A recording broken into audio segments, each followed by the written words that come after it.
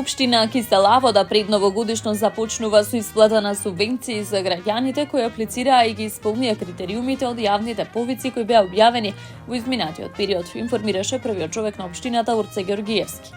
Според Георгиевски, исплатата која започнува од понеделник опфаќа средства за поддршка на граѓаните кои поднале барања за субвенции за пелети, печки на пелети и огревно дрво, а целта е да се помогне на семејствата кои се соочуваат со финансиски предизвици за одржување на животниот стандард.